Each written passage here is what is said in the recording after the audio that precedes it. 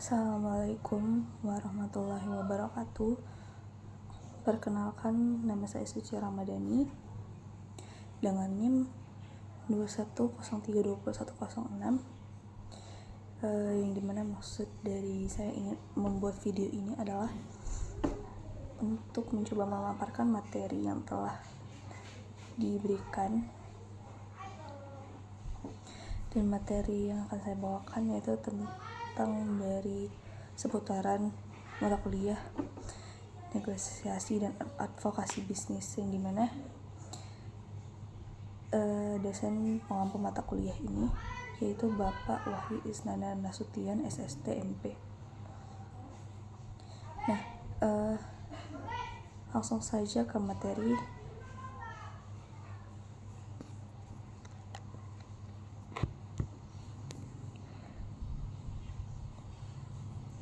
Nah, materi yang akan saya bawakan yaitu tentang advokasi bisnis. Nah, apa sih pengertian dari advokasi bisnis itu? Advokasi bisnis adalah proses di mana perusahaan atau asosiasi bisnis mempengaruhi kebijakan publik, peraturan, dan undang-undang yang mempengaruhi lingkungan bisnis.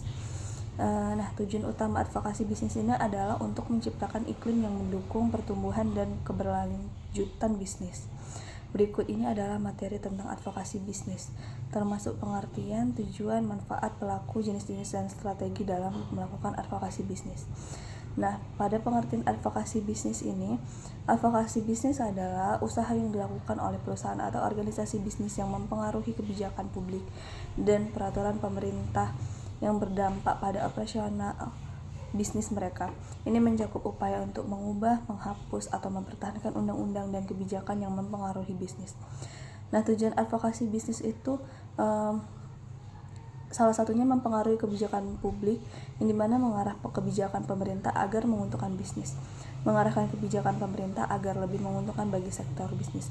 Nah, tujuannya itu membentuk kebijakan yang mendukung pertumbuhan dan inovasi bisnis, kemudian mengurangi hambatan administratif dan birokrasi yang menghambat operasi bisnis, kemudian memastikan bahwa kebijakan publik mencerminkan kebutuhan dan tantangan sektor bisnis, kemudian mengurangi beban regulasi, yang dimana memperjuangkan pengurangan regulasi yang membebani bisnis, memperjuangkan pengurangan regulasi yang dianggap membebani bisnis tanpa memberikan manfaat yang signifikan bagi masyarakat.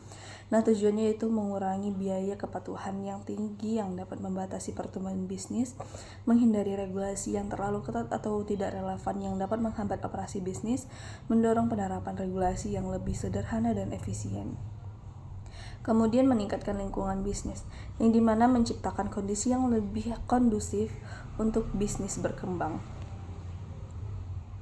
Menciptakan kondisi yang lebih kondusif untuk bisnis berkembang dengan tujuan mendorong stabilitas ekonomi dan politik yang mendukung investasi dan ekspansi bisnis. Kemudian memastikan infrastruktur yang memadai seperti transportasi, komunikasi, dan energi.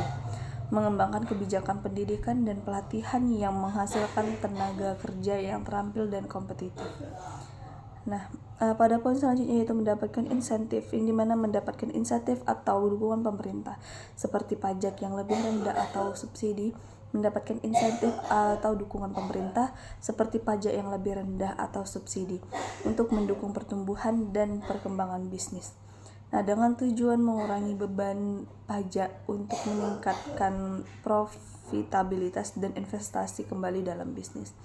Mendapatkan subsidi atau dukungan keuangan lainnya untuk proyek-proyek inovatif atau perluasan bisnis. Mengakses program-program pemerintah yang dirancang untuk mendukung usaha kecil dan menengah atau UKM dan startup. Kemudian meningkatkan daya saing, di mana ini memastikan bahwa bisnis tetap kompetitif di pasar global.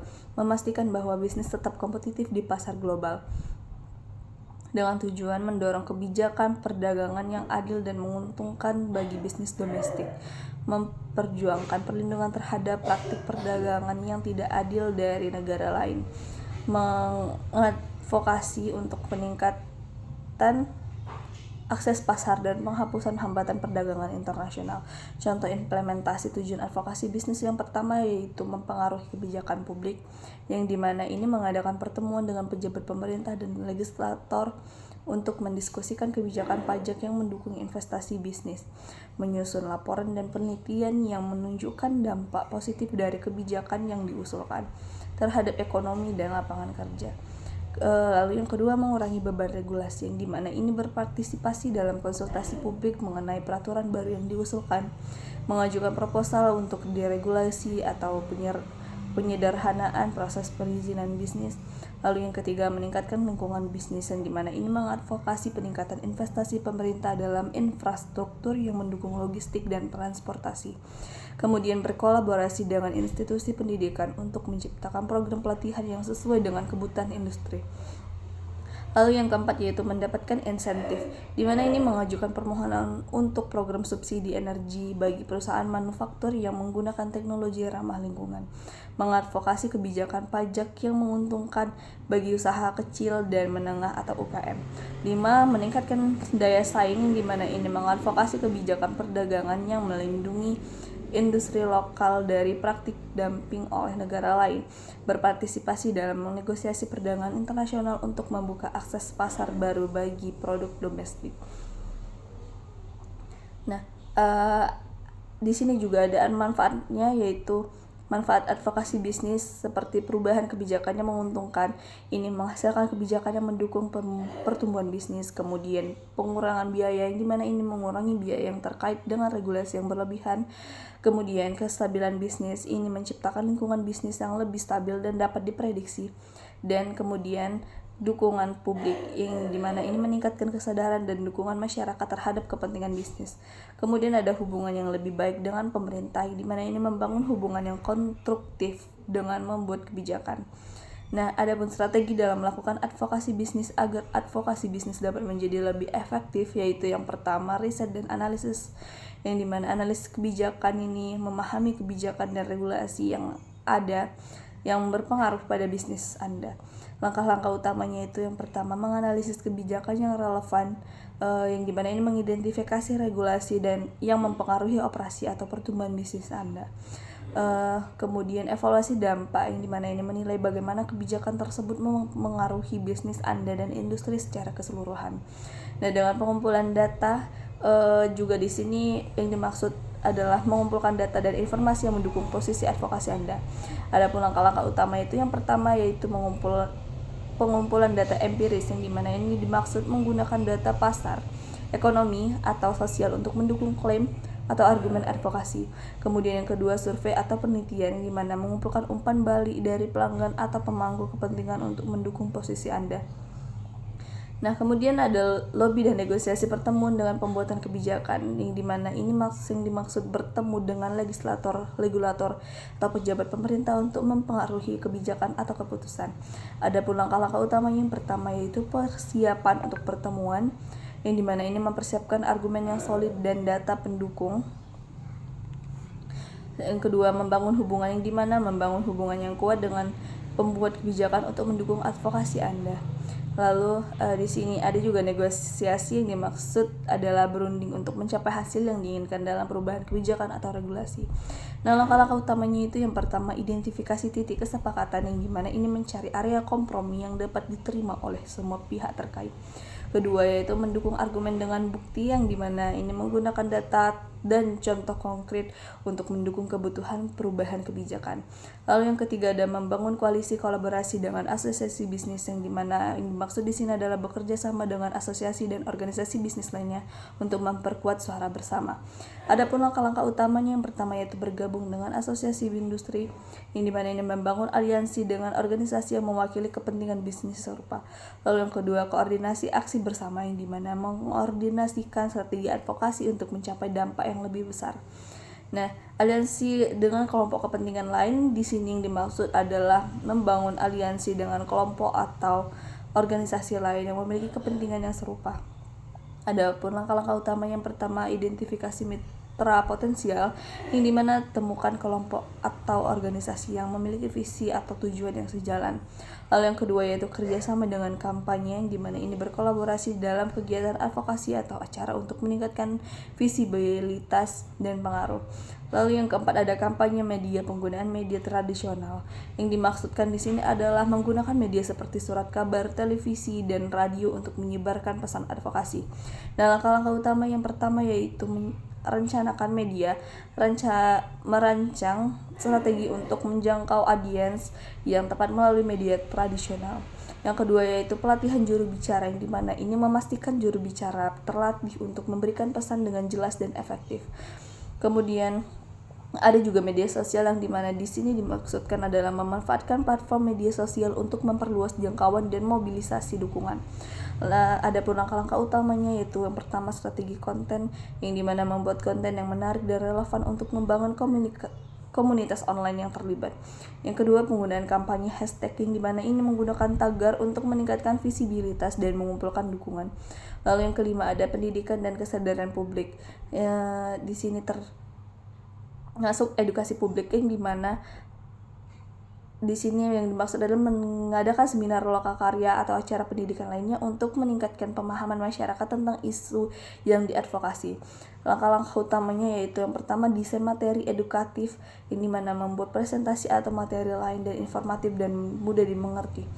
Adapun yang kedua pelatihan peserta, yang dimana memberikan pelatihan untuk meningkatkan pengetahuan dan keterampilan terkait isu yang diadvokasi. Yang kemudian ada materi edukatif, yang dimana maksud di sini adalah membuat brosur, laporan, dan materi lainnya yang dapat digunakan untuk menyebarkan informasi tentang isu yang diadvokasi. Adapun langkah-langkah utamanya yang pertama adalah distribusi materi, yang dimana menyebarkan materi kepada masyarakat umum, media, dan pemangku kepentingan terkait. Yang kedua yaitu penggunaan platform online, yang dimana ini membagikan materi melalui situs web dan media sosial untuk mencapai audiens yang lebih luas. Lalu yang keenam adalah aksi langsung, demonstrasi, dan protes. Yang dimaksud di sini adalah mengorganisir aksi langsung untuk menunjukkan dukungan atau penolakan terhadap isu tertentu. Nah, langkah-langkah utamanya itu yang pertama yaitu perencanaan dan logistik, yang dimana ini merencanakan lokasi, waktu, dan cara untuk melakukan demonstrasi secara efektif dan aman. Nah, yang kedua adalah membangun momentum, yang dimana ini memanfaatkan media dan publisitas untuk meningkatkan kesadaran dan dukungan. Petisi di sini termasuk petisi, yang dimana yang dimaksud adalah mengumpulkan tanda tangan atau dukungan secara formal untuk mendukung perubahan kebijakan atau tindakan tertentu. Nah, langkah-langkah utamanya yaitu yang pertama rencana kampanye petisi, yang dimana mengidentifikasi target audiens dan strategi untuk penggalang dukungan. Yang kedua penggunaan platform online, di mana memanfaatkan teknologi untuk mempermudah pengumpulan tanda tangan dan memperluas jangkauan kampanye. Lalu yang ketujuh ada penggunaan teknologi, yang termasuk di sini adalah platform advokasi, yang dimana yang dimaksud adalah menggunakan platform online untuk mengorganisir, menggalang dukungan, dan menyebarkan informasi terkait advokasi. Nah, langkah-langkah utamanya yang termasuk di sini adalah yang pertama membangun situs web, membuat platform yang menarik untuk mengumpulkan informasi dan dukungan. Lalu yang kedua adalah kampanye email, yang dimana mengirimkan email kepada anggota atau pendukung untuk mobilisasi partisipasi dalam advokasi. Nah, di sini juga termasuk big data dan analitik, yang dimana yang dimaksudkan adalah menggunakan data besar dan analitik untuk mendukung argumen atau kebutuhan advokasi. Nah, termasuk langkah-langkah utamanya yang pertama adalah analisis data, yang dimana ini menganalisis tren atau pola untuk mendukung argumen advokasi. Lalu yang kedua penggunaan analitik prediktif, memprediksi dampak potensial dari kebijakan atau tindakan tertentu berdasarkan data yang tersedia. Tantangan dalam advokasi bisnis yaitu merupakan upaya untuk memperjuangkan kepentingan bisnis tertentu kepada pihak terkait seperti pemerintah, regulator, masyarakat, atau pemangku kepentingan lainnya. Namun dalam prosesnya ada sejumlah tantangan yang bisa dihadapi. Nah, berikut adalah beberapa tantangan utama dalam advokasi bisnis.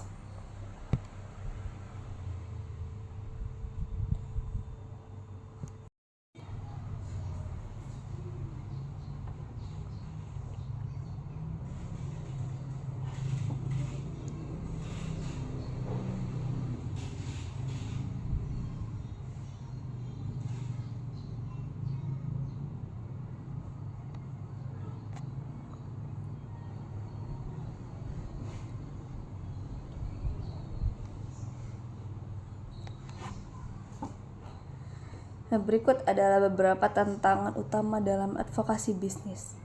Yang pertama yaitu kompleksitas regulasi, yang dimana ini dimaksud adalah regulasi yang kompleks dan sering berubah dapat menghambat kemampuan bisnis untuk beroperasi secara efisien dan inovatif.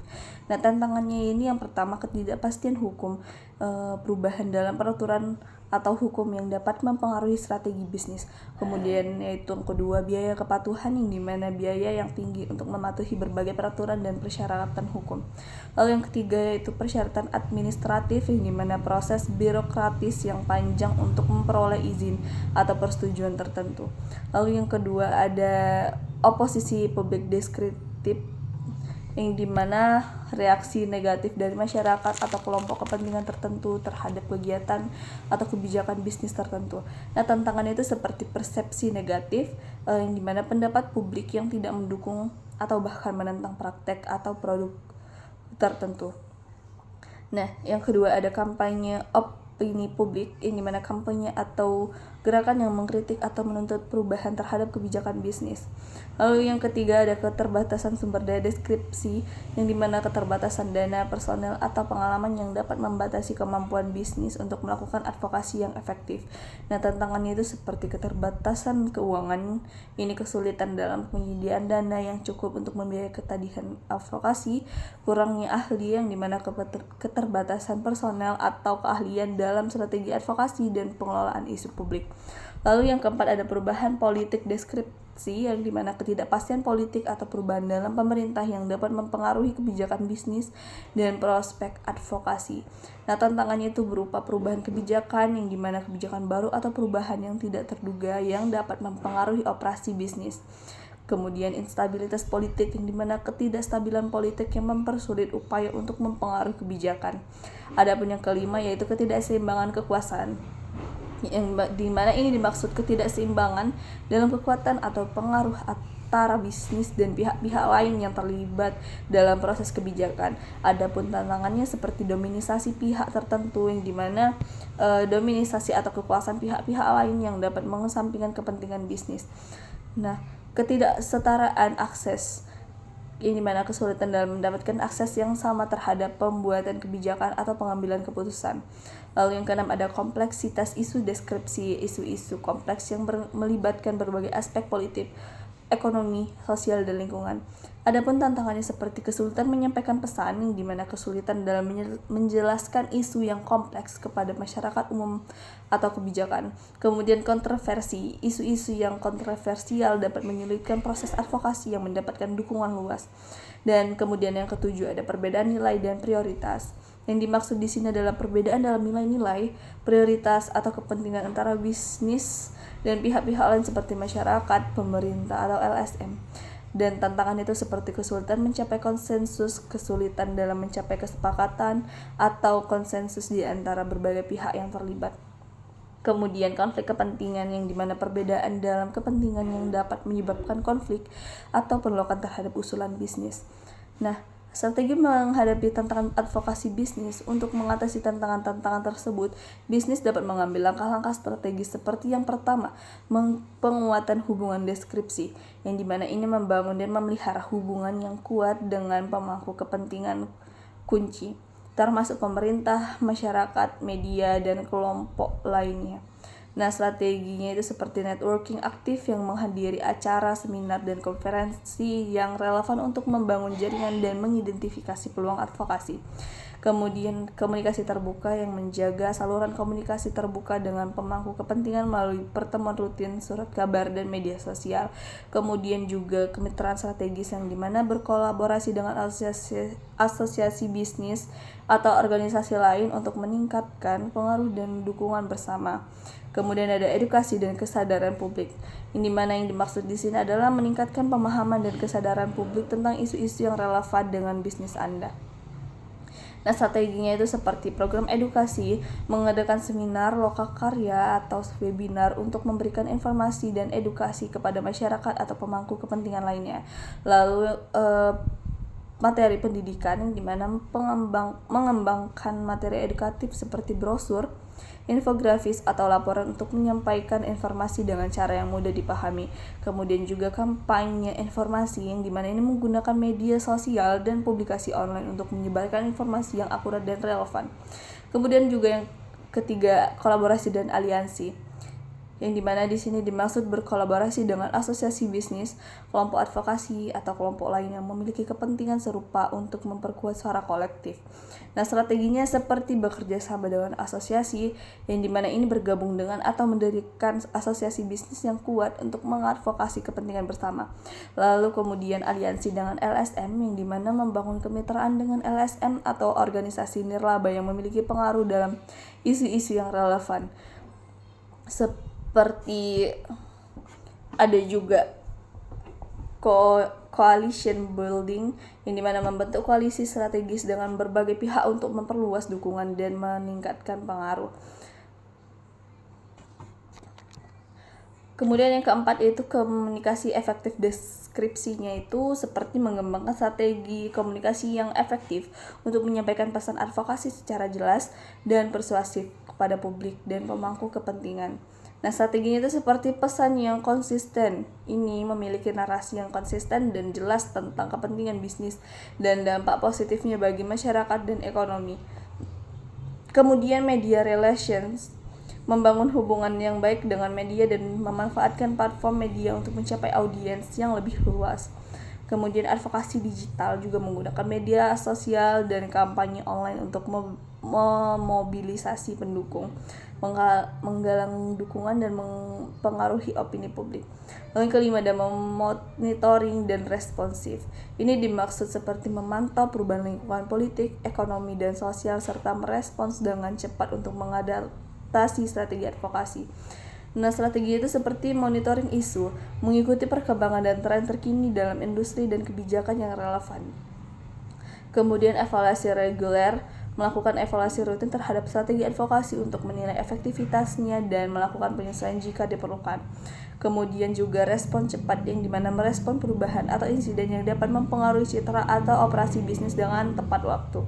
Yang keenam ada pembuatan kasus bisnis yang kuat, yang dimana maksud ini mengembangkan argumen yang kuat dan berbasis bukti untuk mendukung posisi advokasi bisnis. Nah, strateginya seperti data dan analisis, ini mengumpulkan data dan melakukan analisis yang mendalam dalam mendukung kebutuhan dan manfaat dari inisiatif atau kebijakan yang didukung. Nah, yang kemudian ada studi dampak, yang dimana ini menghasilkan laporan atau studi yang menunjukkan dampak positif dari kegiatan bisnis terhadap ekonomi, lapangan kerja, atau masyarakat setempat. Nah, studi kasusnya itu seperti menggunakan contoh kasus nyata atau best practice untuk mengilustrasikan manfaat dari pendekatan atau solusi yang diusulkan. Lalu yang ketujuh ada keterlibatan masyarakat dan transparansi, yang dimana ini dimaksud melibatkan masyarakat dan pemangku kepentingan dalam proses advokasi dan memastikan transparansi dalam semua interaksi. Nah, strategi itu seperti konsultasi publik, yang dimana ini mengadakan forum atau pertemuan terbuka untuk mendengarkan masukan dan kekhawatiran masyarakat. Pendekatan responsif ini merespon umpan balik dan kekhawatiran masyarakat dengan cara yang jujur dan transparan. Kemudian ada publikasi laporan kinerja, di mana ini menyampaikan laporan berkala tentang kinerja bisnis dan dampak sosial ekonomi kepada masyarakat. Kemudian yang ke-8 ada advokasi berkelanjutan, yang di mana ini dimaksud menerapkan strategi advokasi yang berkelanjutan untuk memastikan isu-isu bisnis tetap mendapat perhatian dan dukungan dari pemangku kepentingan, yang dimana strateginya itu rencana jangka panjang. Ini membuat rencana strategis advokasi dengan tujuan jangka panjang yang berkelanjutan, memonitoring dan evaluasi, terus memantau kemajuan dan mengukur dampak dari upaya advokasi. Kemudian mengembangkan kapasitas, yang dimana ini membangun kapasitas internal untuk advokasi dengan melatih staf dan memperluas jaringan. Dengan mengenali dan mengatasi tantangan ini secara efektif, bisnis dapat meningkatkan kemungkinan keberhasilan advokasi mereka dan mendukung pertumbuhan dan keberlanjutan jangka panjang perusahaan. Nah, materi yang akan saya bawakan yaitu tentang advokasi bisnis. Nah, apa sih pengertian dari advokasi bisnis itu? Advokasi bisnis adalah proses di mana perusahaan atau asosiasi bisnis mempengaruhi kebijakan publik, peraturan dan undang-undang yang mempengaruhi lingkungan bisnis. Nah, tujuan utama advokasi bisnis ini adalah untuk menciptakan iklim yang mendukung pertumbuhan dan keberlanjutan bisnis.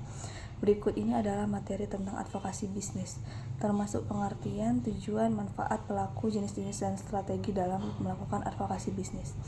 Nah, pada pengertian advokasi bisnis ini, advokasi bisnis adalah usaha yang dilakukan oleh perusahaan atau organisasi bisnis yang mempengaruhi kebijakan publik dan peraturan pemerintah yang berdampak pada operasional bisnis mereka. Ini mencakup upaya untuk mengubah, menghapus, atau mempertahankan undang-undang dan kebijakan yang mempengaruhi bisnis. Nah, tujuan advokasi bisnis itu salah satunya mempengaruhi kebijakan publik, yang dimana mengarah kebijakan pemerintah agar menguntungkan bisnis, mengarahkan kebijakan pemerintah agar lebih menguntungkan bagi sektor bisnis.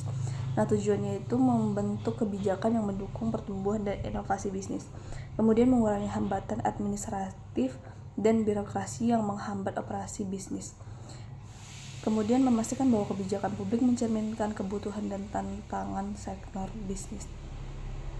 Kemudian mengurangi beban regulasi, yang dimana memperjuangkan pengurangan regulasi yang membebani bisnis.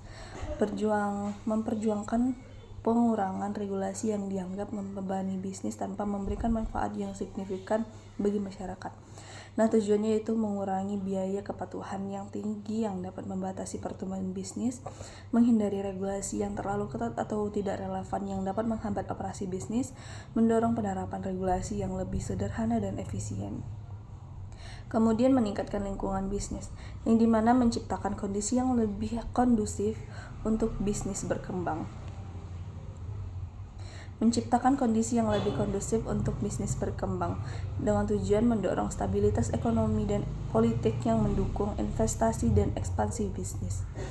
Kemudian memastikan infrastruktur yang memadai seperti transportasi, komunikasi, dan energi.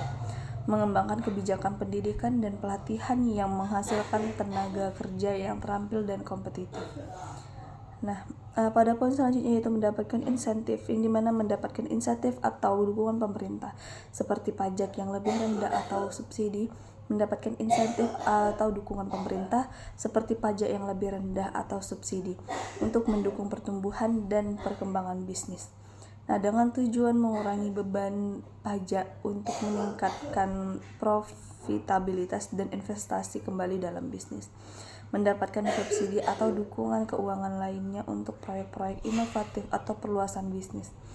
Mengakses program-program pemerintah yang dirancang untuk mendukung usaha kecil dan menengah atau UKM dan startup. Kemudian meningkatkan daya saing, di mana ini memastikan bahwa bisnis tetap kompetitif di pasar global.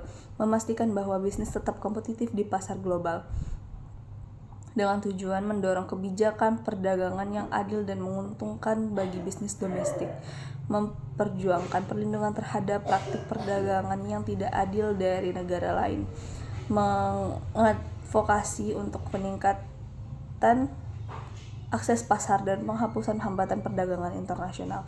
Contoh implementasi tujuan advokasi bisnis yang pertama yaitu mempengaruhi kebijakan publik, yang dimana ini mengadakan pertemuan dengan pejabat pemerintah dan legislator untuk mendiskusikan kebijakan pajak yang mendukung investasi bisnis, menyusun laporan dan penelitian yang menunjukkan dampak positif dari kebijakan yang diusulkan terhadap ekonomi dan lapangan kerja. Lalu yang kedua, mengurangi beban regulasi, yang dimana ini berpartisipasi dalam konsultasi publik mengenai peraturan baru yang diusulkan, mengajukan proposal untuk deregulasi atau penyederhanaan proses perizinan bisnis. Lalu yang ketiga, meningkatkan lingkungan bisnis, yang dimana ini mengadvokasi peningkatan investasi pemerintah dalam infrastruktur yang mendukung logistik dan transportasi. Kemudian berkolaborasi dengan institusi pendidikan untuk menciptakan program pelatihan yang sesuai dengan kebutuhan industri. Lalu yang keempat yaitu mendapatkan insentif, di mana ini mengajukan permohonan untuk program subsidi energi bagi perusahaan manufaktur yang menggunakan teknologi ramah lingkungan, mengadvokasi kebijakan pajak yang menguntungkan bagi usaha kecil dan menengah atau UKM. 5. Meningkatkan daya saing, di mana ini mengadvokasi kebijakan perdagangan yang melindungi industri lokal dari praktik dumping oleh negara lain, berpartisipasi dalam negosiasi perdagangan internasional untuk membuka akses pasar baru bagi produk domestik.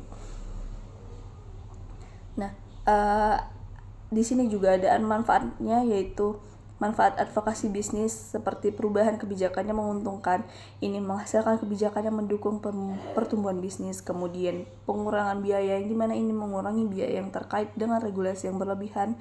Kemudian kestabilan bisnis, ini menciptakan lingkungan bisnis yang lebih stabil dan dapat diprediksi. Dan kemudian dukungan publik, yang dimana ini meningkatkan kesadaran dan dukungan masyarakat terhadap kepentingan bisnis. Kemudian ada hubungan yang lebih baik dengan pemerintah, di mana ini membangun hubungan yang konstruktif dengan membuat kebijakan. Nah, adapun strategi dalam melakukan advokasi bisnis agar advokasi bisnis dapat menjadi lebih efektif, yaitu yang pertama riset dan analisis, yang dimana analisis kebijakan ini memahami kebijakan dan regulasi yang ada yang berpengaruh pada bisnis Anda. Langkah-langkah utamanya itu yang pertama menganalisis kebijakan yang relevan, yang dimana ini mengidentifikasi regulasi dan yang mempengaruhi operasi atau pertumbuhan bisnis Anda. Kemudian evaluasi dampak, yang dimana ini menilai bagaimana kebijakan tersebut mengaruhi bisnis Anda dan industri secara keseluruhan. Nah, dengan pengumpulan data, juga di sini yang dimaksud adalah mengumpulkan data dan informasi yang mendukung posisi advokasi Anda.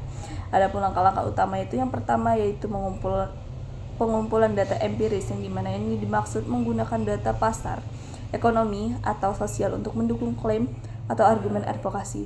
Kemudian yang kedua survei atau penelitian, yang dimana mengumpulkan umpan balik dari pelanggan atau pemangku kepentingan untuk mendukung posisi Anda. Nah, kemudian ada lobby dan negosiasi pertemuan dengan pembuatan kebijakan, yang dimana ini dimaksud bertemu dengan regulator atau pejabat pemerintah untuk mempengaruhi kebijakan atau keputusan. Adapun langkah-langkah utama yang pertama yaitu persiapan untuk pertemuan, yang dimana ini mempersiapkan argumen yang solid dan data pendukung. Yang kedua membangun hubungan, yang dimana membangun hubungan yang kuat dengan pembuat kebijakan untuk mendukung advokasi Anda. Lalu di sini ada juga negosiasi, yang dimaksud adalah berunding untuk mencapai hasil yang diinginkan dalam perubahan kebijakan atau regulasi. Nah, langkah-langkah utamanya itu yang pertama identifikasi titik kesepakatan, yang dimana ini mencari area kompromi yang dapat diterima oleh semua pihak terkait. Kedua yaitu mendukung argumen dengan bukti, yang dimana ini menggunakan data dan contoh konkret untuk mendukung kebutuhan perubahan kebijakan. Lalu yang ketiga ada membangun koalisi kolaborasi dengan asosiasi bisnis, yang dimana yang dimaksud di sini adalah bekerja sama dengan asosiasi dan organisasi bisnis lainnya untuk memperkuat suara bersama. Adapun langkah-langkah utamanya yang pertama yaitu bergabung dengan asosiasi industri, yang dimana ini membangun aliansi dengan organisasi yang mewakili kepentingan bisnis serupa. Lalu yang kedua koordinasi aksi bersama, yang dimana mengordinasikan strategi advokasi untuk mencapai dampak yang lebih besar. Nah, aliansi dengan kelompok kepentingan lain di sini yang dimaksud adalah membangun aliansi dengan kelompok atau organisasi lain yang memiliki kepentingan yang serupa. Adapun langkah-langkah utama yang pertama identifikasi mitra potensial, yang dimana temukan kelompok atau organisasi yang memiliki visi atau tujuan yang sejalan. Lalu yang kedua yaitu kerjasama dengan kampanye, yang dimana ini berkolaborasi dalam kegiatan advokasi atau acara untuk meningkatkan visibilitas dan pengaruh. Lalu yang keempat ada kampanye media, penggunaan media tradisional, yang dimaksudkan di sini adalah menggunakan media seperti surat kabar, televisi, dan radio untuk menyebarkan pesan advokasi. Dan langkah-langkah utama yang pertama yaitu merencanakan media, merancang strategi untuk menjangkau audiens yang tepat melalui media tradisional. Yang kedua yaitu pelatihan juru bicara, yang dimana ini memastikan juru bicara terlatih untuk memberikan pesan dengan jelas dan efektif. Kemudian ada juga media sosial, yang dimana di sini dimaksudkan adalah memanfaatkan platform media sosial untuk memperluas jangkauan dan mobilisasi dukungan. Adapun langkah-langkah utamanya yaitu yang pertama strategi konten, yang dimana membuat konten yang menarik dan relevan untuk membangun komunitas online yang terlibat. Yang kedua, penggunaan kampanye hashtag yang dimana ini menggunakan tagar untuk meningkatkan visibilitas dan mengumpulkan dukungan. Lalu yang kelima, ada pendidikan dan kesadaran publik. Di sini termasuk edukasi publik yang dimana di sini yang dimaksud adalah mengadakan seminar lokakarya atau acara pendidikan lainnya untuk meningkatkan pemahaman masyarakat tentang isu yang diadvokasi.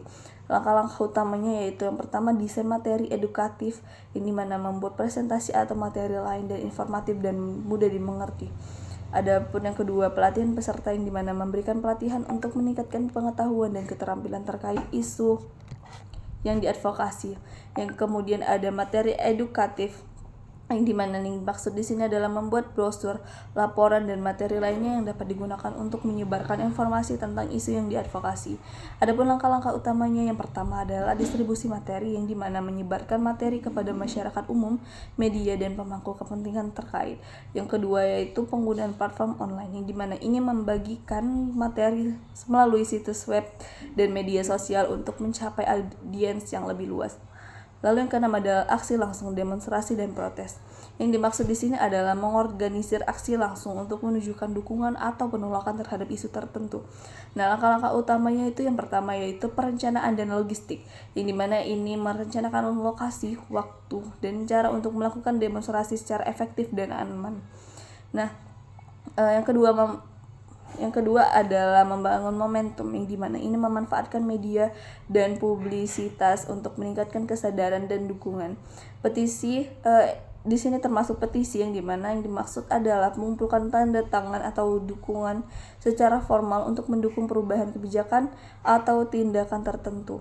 Nah, langkah-langkah utamanya yaitu yang pertama, rencana kampanye petisi yang dimana mengidentifikasi target audiens dan strategi untuk penggalang dukungan. Yang kedua, penggunaan platform online di mana memanfaatkan teknologi untuk mempermudah pengumpulan tanda tangan dan memperluas jangkauan kampanye. Lalu yang ketujuh, ada penggunaan teknologi yang termasuk di sini adalah platform advokasi yang dimana yang dimaksud adalah menggunakan platform online untuk mengorganisir, menggalang dukungan dan menyebarkan informasi terkait advokasi. Nah, langkah-langkah utamanya yang termasuk di sini adalah yang pertama, membangun situs web, membuat platform yang menarik untuk mengumpulkan informasi dan dukungan. Lalu yang kedua adalah kampanye email, yang dimana mengirimkan email kepada anggota atau pendukung untuk mobilisasi partisipasi dalam advokasi. Nah, di sini juga termasuk big data dan analitik, yang dimana yang dimaksudkan adalah menggunakan data besar dan analitik untuk mendukung argumen atau kebutuhan advokasi. Nah, termasuk langkah-langkah utamanya yang pertama adalah analisis data, yang dimana ini menganalisis tren atau pola untuk mendukung argumen advokasi. Lalu yang kedua, penggunaan analitik prediktif, memprediksi dampak potensial dari kebijakan atau tindakan tertentu berdasarkan data yang tersedia. Tantangan dalam advokasi bisnis yaitu merupakan upaya untuk memperjuangkan kepentingan bisnis tertentu kepada pihak terkait seperti pemerintah, regulator, masyarakat, atau pemangku kepentingan lainnya. Namun dalam prosesnya ada sejumlah tantangan yang bisa dihadapi. Nah, berikut adalah beberapa tantangan utama dalam advokasi bisnis.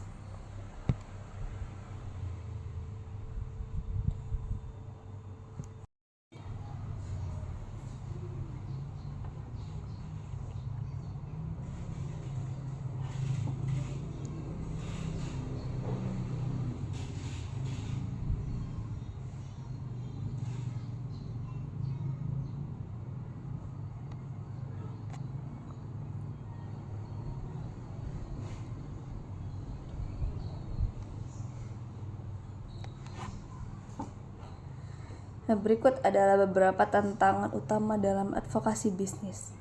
Yang pertama yaitu kompleksitas regulasi, yang dimana ini dimaksud adalah regulasi yang kompleks dan sering berubah dapat menghambat kemampuan bisnis untuk beroperasi secara efisien dan inovatif. Nah, tantangannya ini yang pertama, ketidakpastian hukum, perubahan dalam peraturan atau hukum yang dapat mempengaruhi strategi bisnis. Kemudian yaitu yang kedua, biaya kepatuhan, yang dimana biaya yang tinggi untuk mematuhi berbagai peraturan dan persyaratan hukum. Lalu yang ketiga yaitu persyaratan administratif, yang dimana proses birokratis yang panjang untuk memperoleh izin atau persetujuan tertentu.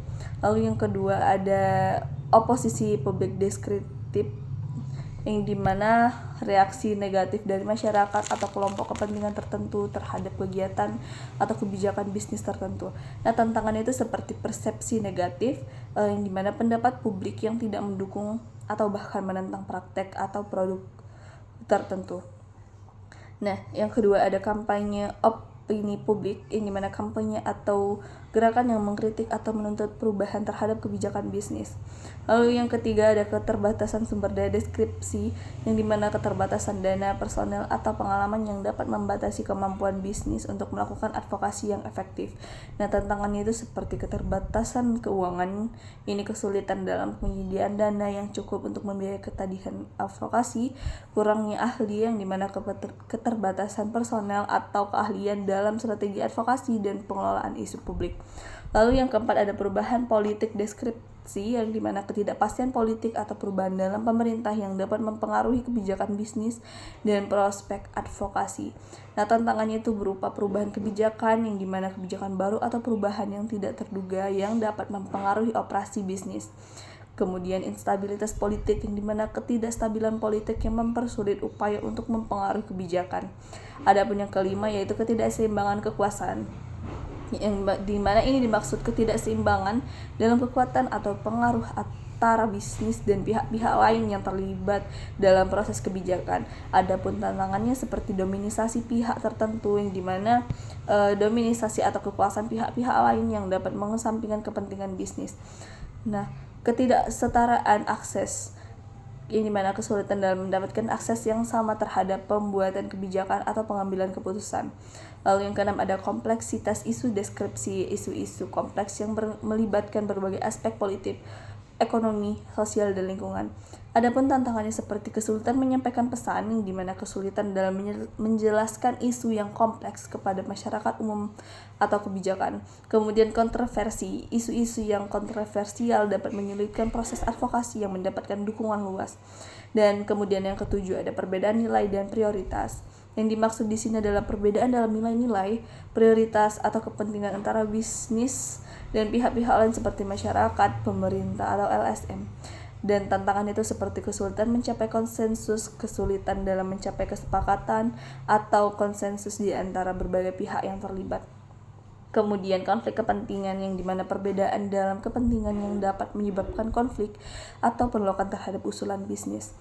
Nah, strategi menghadapi tantangan advokasi bisnis. Untuk mengatasi tantangan-tantangan tersebut, bisnis dapat mengambil langkah-langkah strategis seperti yang pertama, penguatan hubungan deskripsi, yang dimana ini membangun dan memelihara hubungan yang kuat dengan pemangku kepentingan kunci, termasuk pemerintah, masyarakat, media, dan kelompok lainnya.